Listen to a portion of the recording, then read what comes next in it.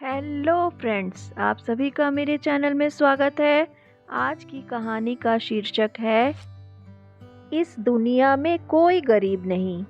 एक समय की बात है, भगवान गौतम बुद्ध एक गांव में धर्म सभा को संबोधित कर रहे थे। लोग अपनी विभिन्न परेशानियों को लेकर उनके पास जाते और उसका हल लेकर खुशी खुशी वहां से लौटते।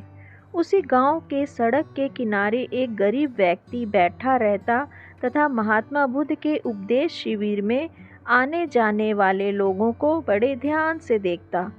उसे बड़ा आश्चर्य होता कि लोग अंदर बड़े दुखी चेहरे लेकर जाते हैं, लेकिन जब वापस आते हैं तो बड़े खुश और प्रसन्न दिखाई देते हैं। उस गरीब को लगा कि क्यों ना वो भी अपनी समस्या को भगवान के समक्ष रखे। मन में यह विचार लिए वह भी महात्मा बुद्ध के पास पहुंचा। लोग पंक्तिबद्ध खड़े होकर अपनी समस्या को बता रहे थे। जब उसकी बारी आई तो उसने सबसे पहले महात्मा बुद्ध को प्रणाम किया और फिर कहा, भगवान, इस गांव में लगभग सभी लोग खुश और समृद्ध हैं, फिर मैं ही क्यों गरीब हूँ। इस पर उन्होंने मुस्कुराते हुए कहा, तुम गरीब और निर्धन इसलिए हो क्योंकि तुमने आज तक किसी को कुछ दिया ही नहीं। इस पर वह गरीब व्यक्ति बड़ा आश्चर्यचकित हुआ और बोला, भगवान, मेरे पास भला दूसरों को देने के लिए क्या होगा। मेरा तो स्वयं का गुजारा बहुत मुश्किल से हो पाता है। लोगों से भीख मांगकर अपना पेट भरता हूँ।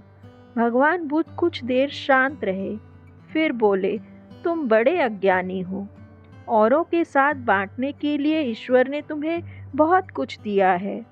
मुस्कुराहट दी है जिससे तुम लोगों में आशा का संचार कर सकते हो।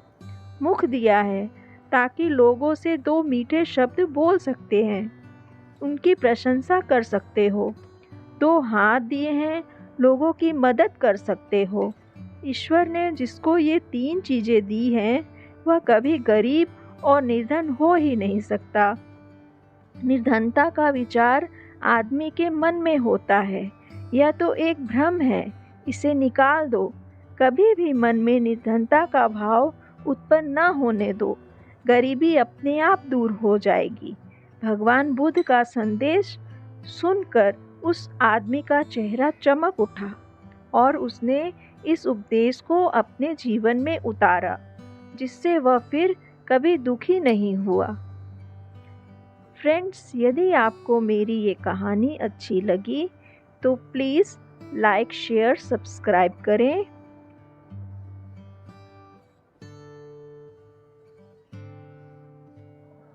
Thank you.